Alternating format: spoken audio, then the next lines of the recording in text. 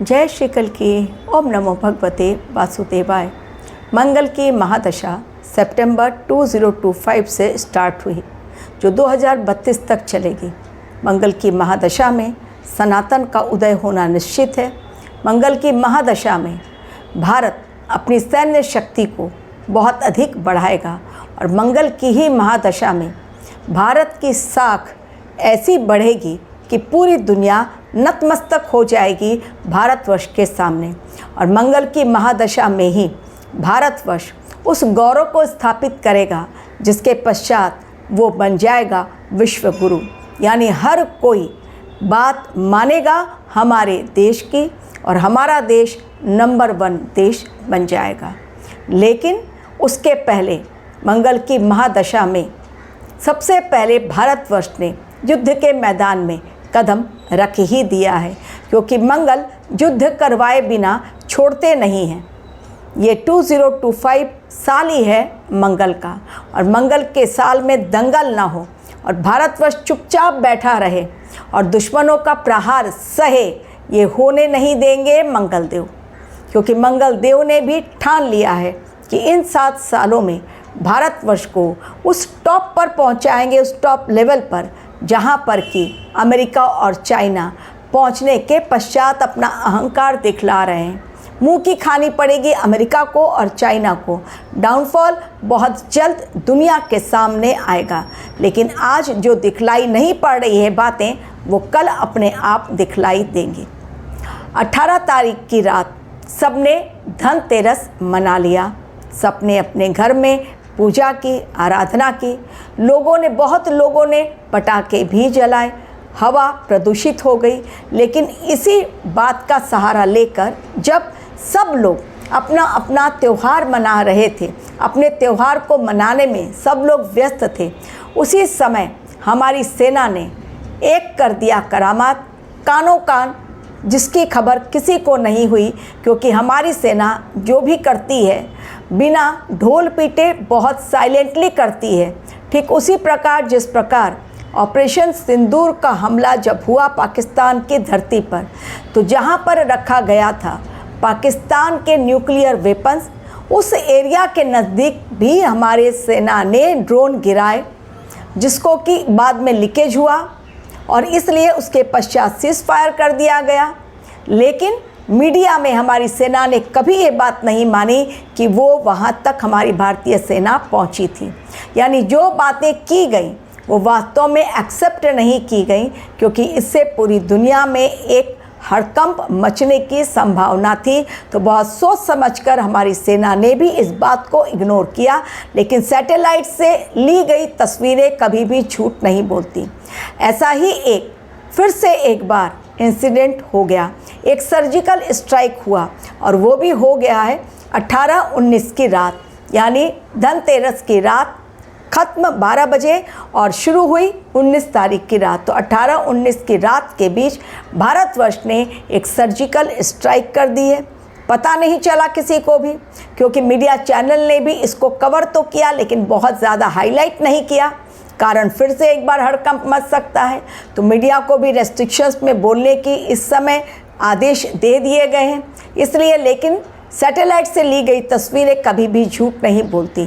तो ये जो सर्जिकल स्ट्राइक हुआ है म्यांमार की धरती पर अंदर घुसकर एक आतंकवादी संगठन पर हुआ है, जबकि कहा गया कि किसी भारतवर्ष की मददगार ने ये म्यांमार में किया। लेकिन हकीकत ये है, जो सत्य अब सबके सामने आ रहा है, और वो सत्य ये है, वहीं के एक रिपोर्टिंग मीडिया ने वहाँ पर से इस बात का खुलासा किया कि ये भारतवर्ष के किसी मददगार ने नहीं, बल्कि भारतीय सेना ने ही ड्रोन गिराए हैं 18-19 की रात को। और ये 18-19 की रात जो है म्यांमार के उस आतंकी संगठन के खात्मे की रात थी। पूरी तरह से उस कैंप को तबाह कर दिया गया ड्रोन के द्वारा, एयर स्ट्राइक के द्वारा, जहां पर कि वो आतंकी रह रहे थे और अगला नेक्स्ट प्लान बना रहे थे भारतवर्ष पर हमला करने के लिए। पहले भी म्यांमार ने भी एक हमला किया था भारतवर्ष पर, जिसका खामियाजा उसको भुगतना पड़े था। रिसेंटली इसी साल की घटना है, कुछ महीनों पहले की।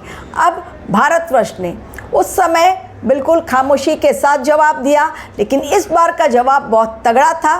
भले ही बिना शोर शराबे के, बिना ढोल पीटे भारतीय सेना ने ड्रोन अटैक से उस आतंकी संगठन को पूरी तरह से तबाह किया, जहां पर एट प्रेजेंट रह रहे थे आतंकी और प्लान कर रहे थे अगला भारतवर्ष को निशाना बनाने के लिए।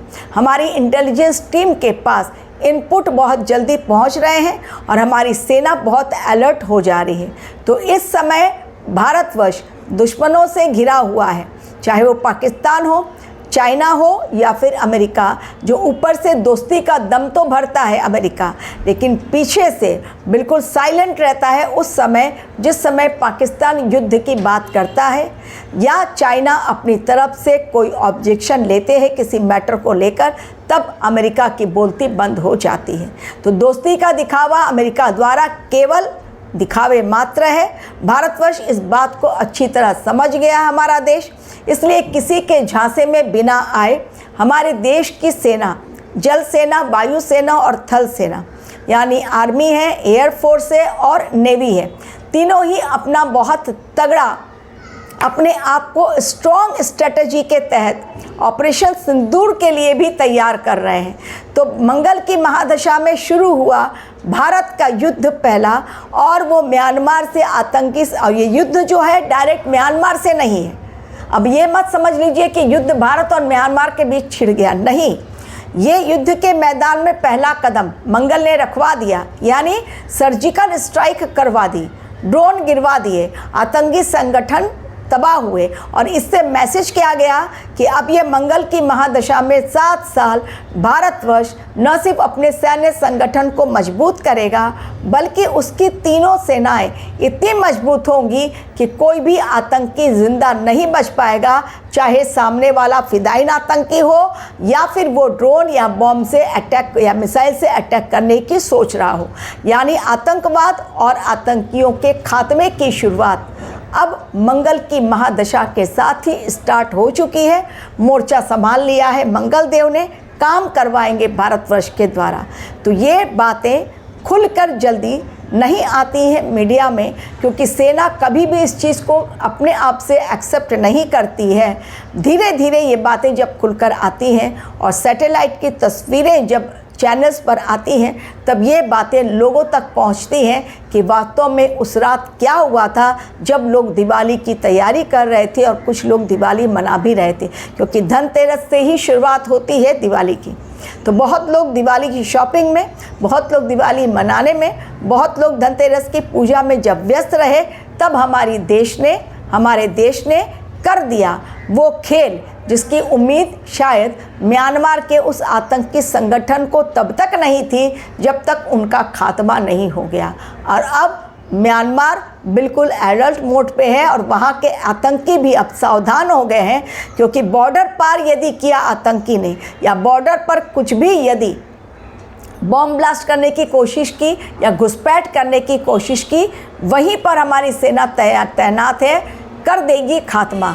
तो बॉर्डर पर आने वाले समय में भी घुसपैठ की कोशिश केवल म्यांमार से नहीं, बल्कि पाकिस्तान भी, जो गुजरात का बॉर्डर है वहाँ से भी, या जम्मू कश्मीर से लगे हुए जो बॉर्डर है वहाँ से भी, LOC से पाकिस्तानी जो आतंकवादी हैं वो भी वहाँ से हमारे देश में घुसने की कोशिश कर सकते हैं। हमारी इंटेलिजेंस टीम के पास बहुत स्ट्रॉन्ग इनपुट आते हैं और वो तुरंत एक्शन मोड में आती है, आतंकवादियों को मार भी गिराती है और स्ट्रॉन्ग मैसेज दे देती है कि अब भारतवर्ष एक नया भारत बन चुका है, जहाँ पर कि स्ट्रॉन्ग डिफेंस सिस्टम है, जिसे कि धाराशायी करना किसी भी देश के लिए आसान नहीं, मुमकिन नहीं, बल्कि है ये बिल्कुल असंभव और नामुमकिन, यानी हो ही नहीं सकता हमारा डिफेंस सिस्टम इस समय धाराशायी।